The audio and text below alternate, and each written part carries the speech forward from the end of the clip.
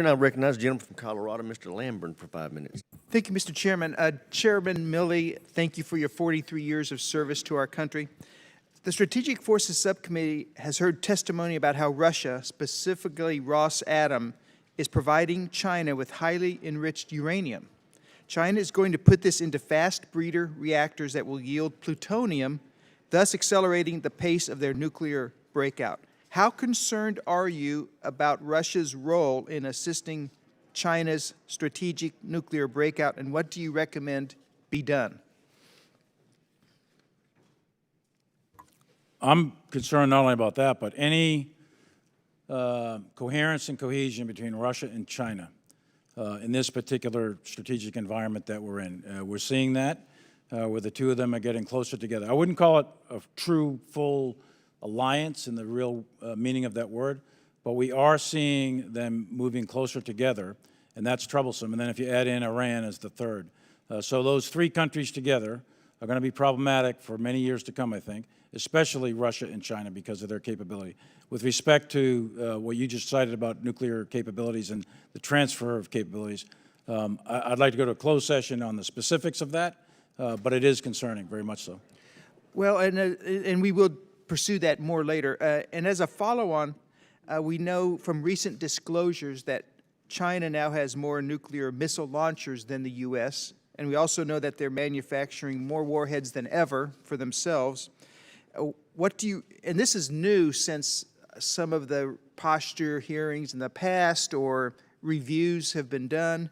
So what do you recommend be done now concerning China's nuclear breakout? China's nuclear capabilities are not matched with the United States. But when you start talking nuclear weapons, Congressman, I mean, these things are enormous payloads. So you got to ask the question, how much is enough sort of thing. So they have a significant capability, nuclear capability today, without going into specific numbers. They have a significant nuclear capability today, and they have intercontinental ballistic missiles that can range the United States. That is obviously bothersome. So we are in a situation now, as I mentioned in my opening statement, we are facing two nuclear-armed great powers. So the principles of the Cold War of deterrence still obtain, but now it's more complicated because it's two versus one. And any time you have three variables versus one variable or two variables, it's a much more complicated situation. So strategic stability is essential that we maintain that, and we do that with China with an assured second strike. That's the best way that exists today with the technologies that exist. We are probably not going to be able to do anything to stop, slow down, disrupt, interdict, or destroy the Chinese nuclear development program that they have projected out over the next 10 to 20 years. They're going to do that in accordance with their own plan, and there's very little leverage, I think, that we could do externally to prevent that from happening. There might be some economic levels of power. There might be other things in the intelligence world, but for the most part, they're probably going to step out. They have a national goal to be a global, to be the global co-equal with the United States and superior militarily by mid-century. They're on that path to do that, and that's really disturbing. That's really bothersome, and we're going to have to not only keep pace, but we have to outpace that, and that'll assure the peace.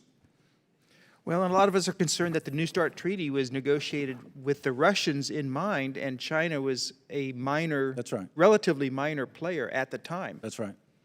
So, that's correct. And I mean, there are arms control agreements and regimes, et cetera.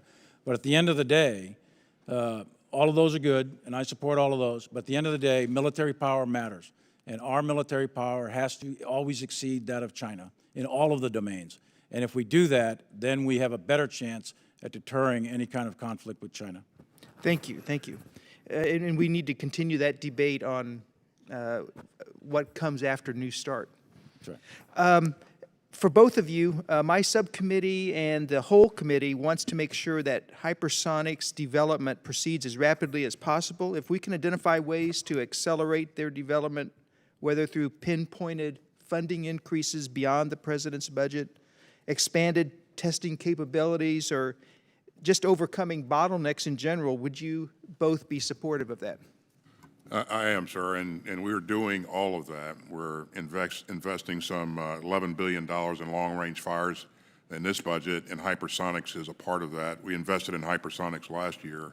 2 years ago or 18 months ago, we pulled CEOs together to talk about things that we could do to speed up our efforts here in hypersonics.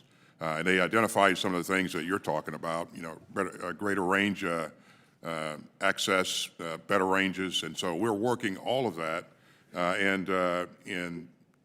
You know, so I think if I look at what we're doing recently, you know, we had 12 successful tests, hypersonic tests here in the last year. Not every one of them is going to work, but we had 12 successful tests, and we'll continue that work going forward. Gentleman's time's expired. Chair, I